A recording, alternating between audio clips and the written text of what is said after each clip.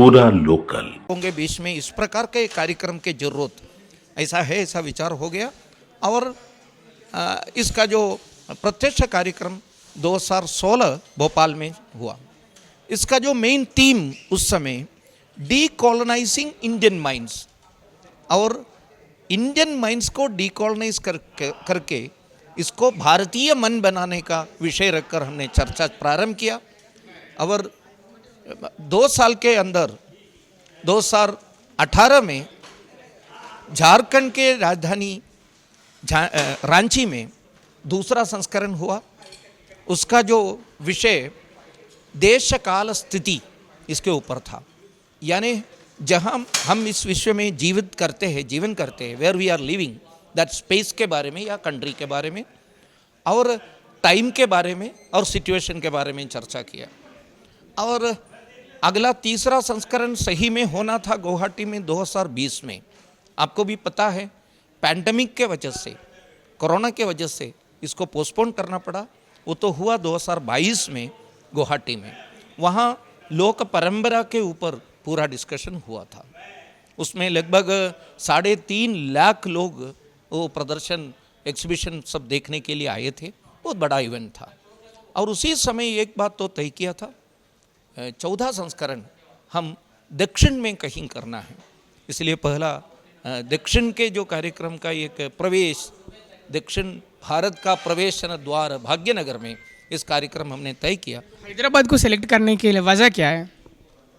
वो बताया था भारत के 3 जगह पर हुआ। एक तो गुवाहाटी में ईस्ट में किया, पहला जो मध्य में मध्य प्रदेश में किया, और लगभग नॉर्थ ईस्ट ऐसा रांची में किया।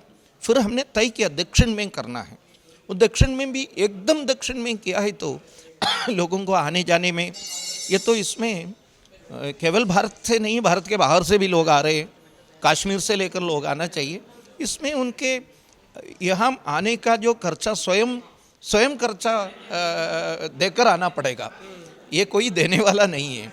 इसलिए जो पार्टिसिपेट करने वाला लोग समाज एकदम श्रीमंत लोग भी नहीं है। इसलिए कम से कम खर्चा में दक्षिण में आने के लिए हमने भाग्यनगर में तय किया है।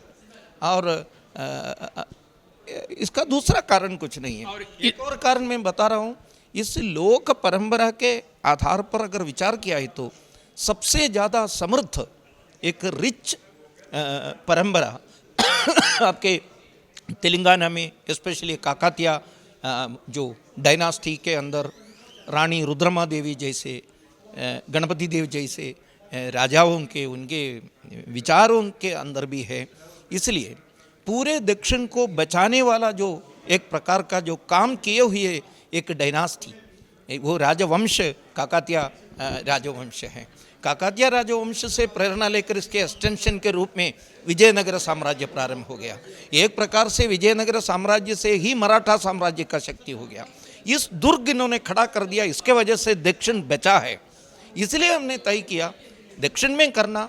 2 कारण, geographically Hyderabad would be better and also culturally also and on the basis of the history also ये अच्छा है, इसलिए तय किया। आखिरी प्रश्न है, इस बार लोक मंथन के लिए बाहर से विदेशी से भी कलाकार आ रहे हैं, मतलब ये कैसे हुआ, मतलब ये आइडिया किसका है?